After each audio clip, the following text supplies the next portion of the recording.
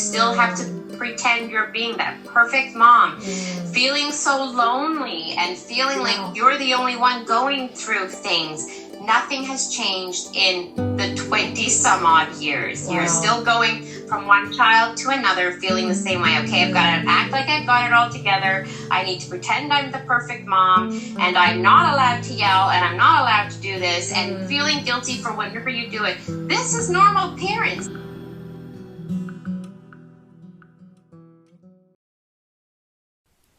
Being a mom is a lot. We're holding so much. I'll go first. I was catching up with a friend on the phone and gave her a long, overdue update on every corner of my life. We started talking about the kids, and I mentioned how the new preteen era is interesting, to say the least. Seems like we have new territory to cover every week. Her kids are all in their 20s, and she reassured me. You're such a good mom. You do so much for your kids. I sighed. Some days, I really don't know how it's all going to turn out. And I'm thinking about the dentist's office a year ago, when somebody in a paper bib and nitrile gloves said almost the same thing to me. The kids and I went for our annual checkup at the dentist. Crossing our fingers for no cavities, right guys? I said on the bus ride there. We haven't had any cavities yet, my daughter beamed. That's pretty good for an 8 and 11-year-old, right? Yeah, definitely. But it's been a year since our last visit, so you never know. I do think our cleaner diet with very limited sweets helps, though. Why do we only go once a year again? My son piped in. Our budget only allows for that right now, sweetie. Oh, right. I forgot about that, he said. It had been a while since they had gotten x-rays, so when the hygienist checked with me, I said to go ahead. Once he was lying down in the chair, she asked if he had been brushing at least twice a day and flossing at least once a day. I told her he was lacking in the flossing department. She confessed hers don't floss either, with that universal mom shrug. As she cleaned his teeth, though, she noted how clean they looked. You can tell they don't eat much sugar. You're doing such a good job, Mama. I felt a small wave of relief. Then the dentist walked in and sat down to check his teeth and asked the hygienist to pull up the x-rays. Uh-oh. He probably has cavities. Otherwise, why would he say that? But obviously, that's routine to look at x-rays if we just did them. But then the reality bomb came. He looked up from my son and said, So, despite the good brushing, he has 8 cavities. I almost fell off my chair. What? He has 8 cavities? I gasped. Yep, so some of them are on baby teeth, but it's best if we take care of them now. I asked where in his mouth the cavities were, and he said mostly in between his teeth.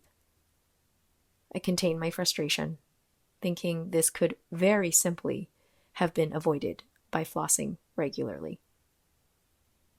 Oh my God, I can only imagine the cost of 8 cavities, I said, exasperated. My daughter, who was leaning against a small sink nearby, looked at me, breathed in loudly, and grimaced. The hygienist slowly raised the dental chair up to bring my son's sheepish face to meet mine. The 3 of us walked past the rest of the cubicles into the office near the front desk and sat down with the treatment coordinator. With only 2 chairs in the small space, my son sat on my lap. She pulled up his chart and gave us the news. So, I know this is a lot to take in. It does happen sometimes, unfortunately, for many reasons. I asked what we could do to prevent this from happening again, almost to delay the gut punch of the cost. She gave us tips for next time. I half listened, waiting for the number. And the question you've been asking in your head this whole time. What's it going to cost me? So for the 8 fillings, it is going to be $2,000. My son twisted around sharply and gave me a, "Did you just hear what she said?" look. I met his worried eyes and took a deep breath. He lowered his gaze to the floor and turned back around. She asked whether we had health insurance coverage. I said we had a yearly allocation for the whole family. She explained how we could split the payments over the coming months without interest to make it more manageable for us. My son was fidgeting in my lap, and I could feel his swirling nerves. I hugged him from behind and said, "It's going to be okay," even though I was apprehensive myself. As I stood at the front desk to insert my credit card into the payment machine, I tried my best not to do math in front of him. On the bus ride home, he was mostly quiet. He only spoke up to ask, "Are the fillings going to hurt?" A few days later, I was scrolling Instagram during my 5-minute daily limit while on a writing break, and a reel made my heart sink. It was from the Institute of Child Psych, and a list of bullets were read aloud by a child. "Mom and Dad, please don't share this with me. Your financial struggles. I need security, not stress. Details of your marriage conflicts. Protect my emotional safety. Your personal regrets. I'm not your therapist or friend. Negative opinions about family members. It confuses my loyalty. Adult secrets. I deserve a childhood, not burdens. Criticism about the other parent. It damages my sense of trust. Your insecurities. I learned confidence from you. Details of your childhood trauma. I can't process what you haven't healed. Emotional outbursts. I absorb everything you express. Gossip. I copy what you normalize." I listened to it again, shocked by the first bullet regarding finances. I started to spiral and realized this wasn't the first time I had talked about our financial challenges out loud with the kids around. What have I done? Now they're not going to feel secure and take on my worries. I'm going to give my kids the scarcity belief I have worked so hard to undo in myself. Ugh, did I just mess them up for life? I immediately regretted having my son in the office when she told us the cost of the dental work. As the days and months went by after seeing that reel, I started noticing all the moments I used money as the reason we couldn't do something. That costs a lot. I noticed how frustrated I got when anyone in the house would waste food, electricity, heat, or even toothpaste. I saw it as money being thrown out. I would scoop up the glob of toothpaste on the bathroom counter with my index finger and suck it back into the tube. When our gas bill came back double what it normally does in warmer spring months, I asked everyone to shut off the water when they weren't actively rinsing.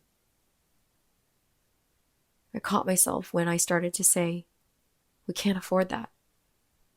Some part of me knew I didn't want that to be his answer to himself years down the road. When the kids asked for a toy or game, I started to say, "Let's put that on your birthday wish list." Or, "Add it to your Christmas list."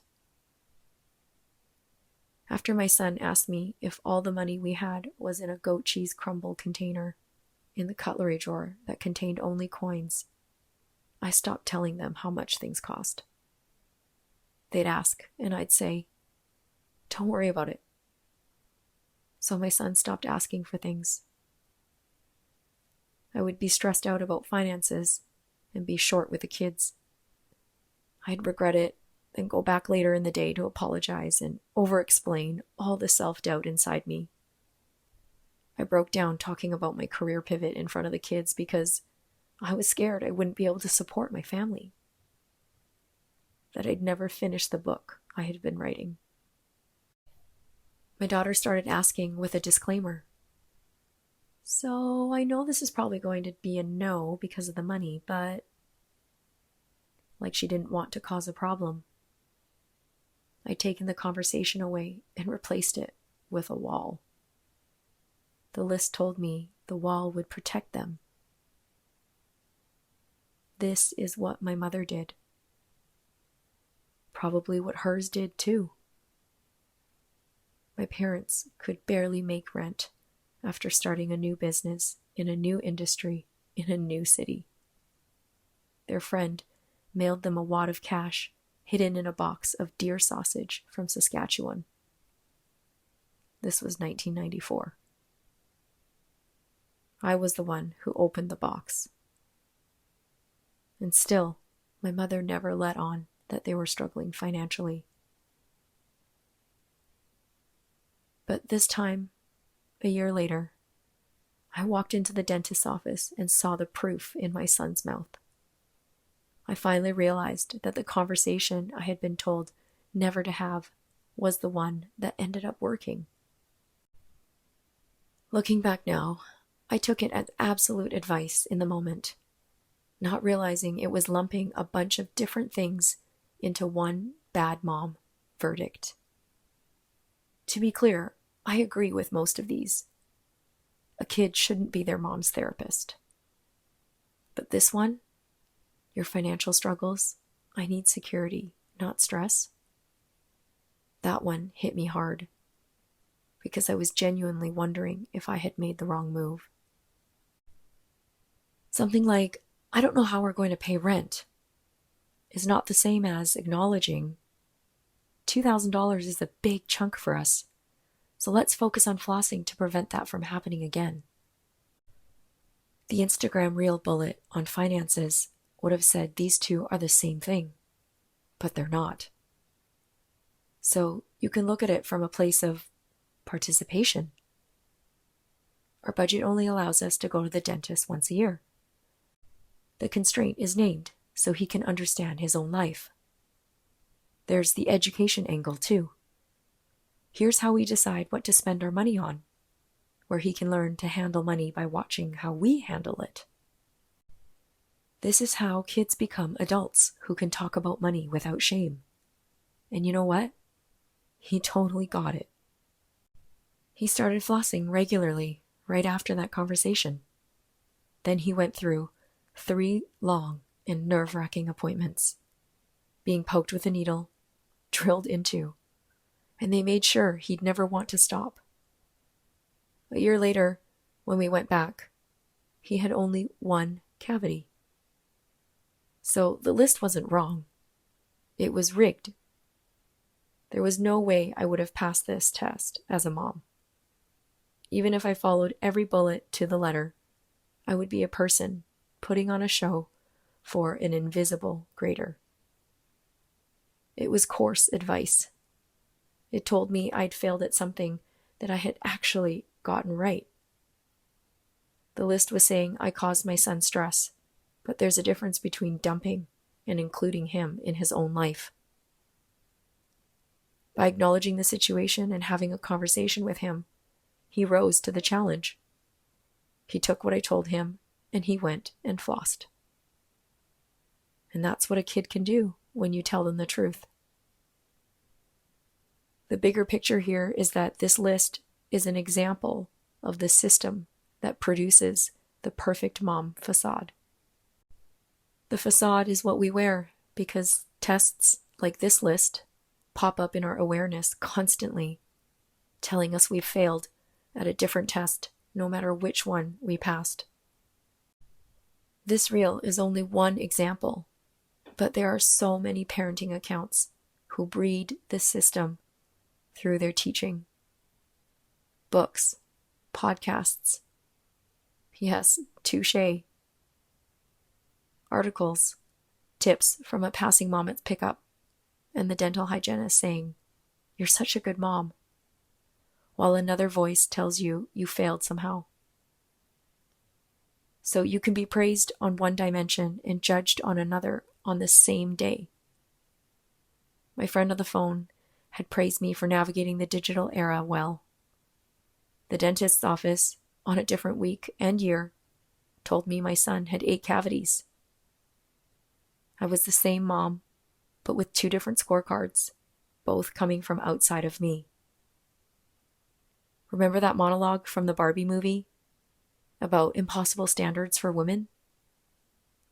This is the motherhood version of that, but with a child reading it back to you. There isn't just one test you can pass or fail. There are dozens of tests, all at the same time, from people who don't know each other and aren't grading the same thing. You will always be failing one while passing another. The perfect mom facade is what we wear because we don't know which test the next person is grading us on.